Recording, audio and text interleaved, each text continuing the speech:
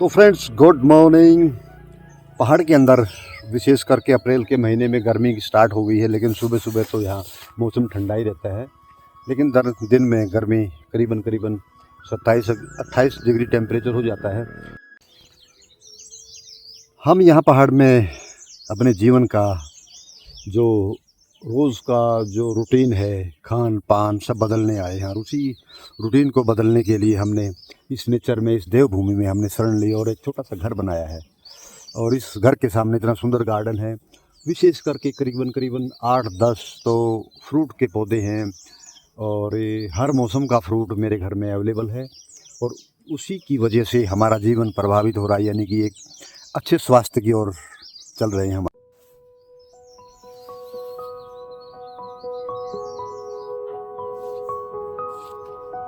Nature में रह कर के कुछ ही चीज़ें, कुछ बातें हमारे जीवन को भी प्रभावित करती हैं।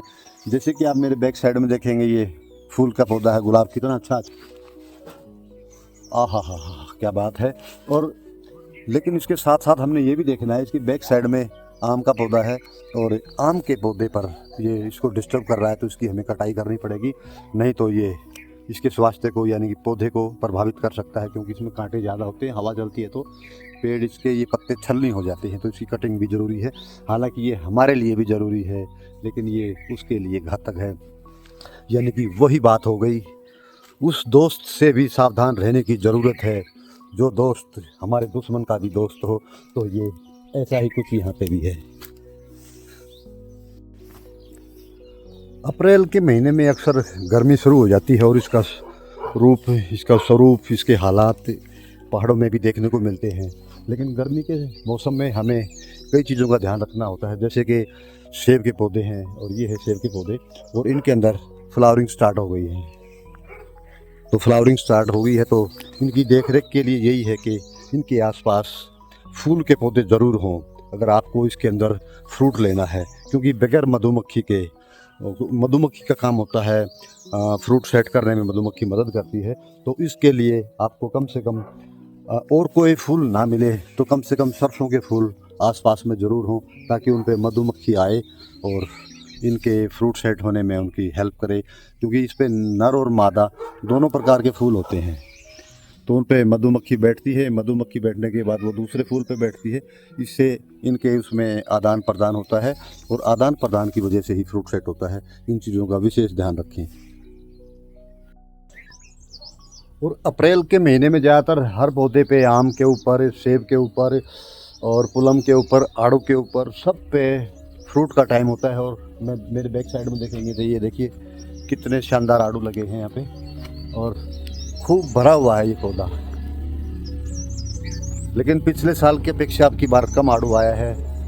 बीच में ओलावृष्टि हो गई, ओले की वजह से फूल झड़ गए, तो थोड़ी सी मात्रा कम रह गई है।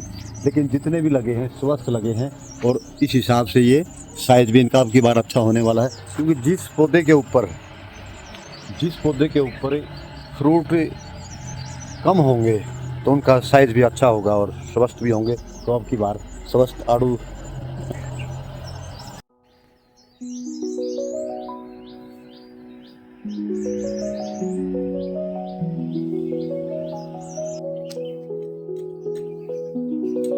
अपने पेड़ पौधे और विशेष कर सब्जियों के आसपास से, फसल के आसपास से ये खरपतवार को निकाल के हम फेंक देते हैं। इसका निकालने का उद्देश्य क्या होता है? इसका निकालने का उद्देश्य होता है कि आपकी जो फसल है और जो खरपतवार है, यानी कि जो बुराइयां हैं, उनको निकालो तो आपका पौधा स्वस्थ रहेगा। और ठीक इसी प्रकार जो आपके जीवन में दोस्त, रिश्तेदार, मेहमान अगर बुरे आदमी हैं, उनके अंदर कुछ बुराइयां हैं, तो उनसे दूरी बनाने में ही भलाई है, काम की बात।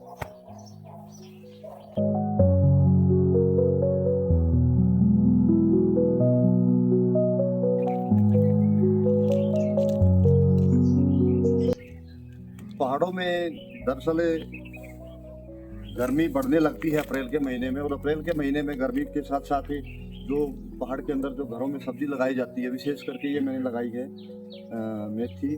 और शाम को इसमें हम पानी डालते हैं, लेकिन शाम होते होते ये फिर उड़ जा रहा है, यानी कि धूप तेज है।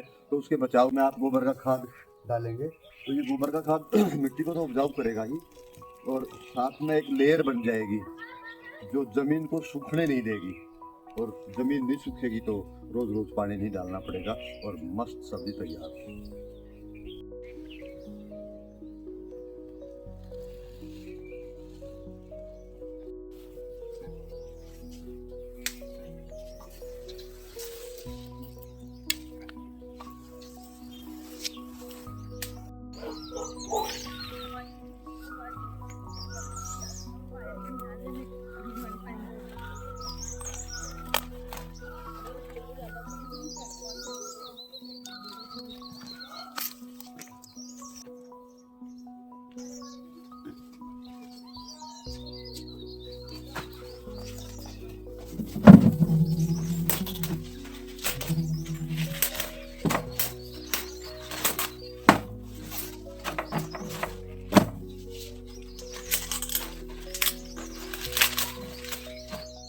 वाव, ब्यूटीफुल।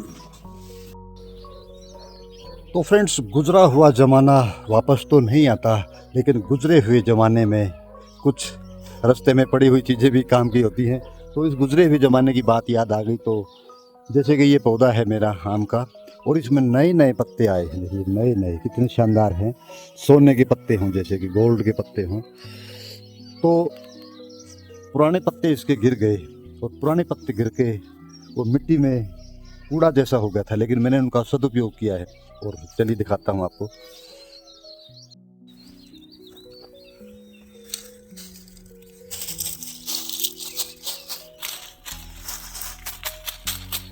तो फ्रेंड्स, अप्रैल के महीने के अंदर इन चीज़ों का भी ध्यान रखना पड़ता है, विशेष करके जो सब्जी के पौधे हैं। और उन सब्जी के पौधों को रोज़ रोज़ पानी देना बड़ी दिक्कत होती है, क्योंकि सुबह पानी डालो, दिन शाम को पानी डालो, सुबह तक सूख जाता है वो। तो उसका उपाय यही है कि आपके आसपास में अगर कहीं सूखे पत्ते जो पतझड़ के समय में बड़े बड़े पेड़ों के गिर जाते हैं, तो उन पत्तों का आप सदुपयोग कर सकते हैं।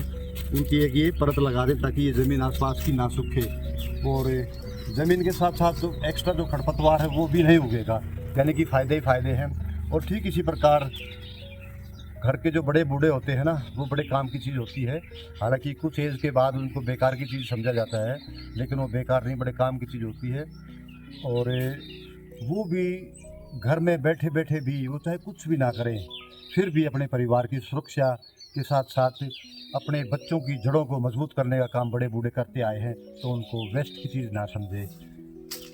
और ये शिमला मिर्च के पौधे देखो, शिमला मिर्च लगने भी लगी, देखिए ये दिखाई दो, ये देखिए।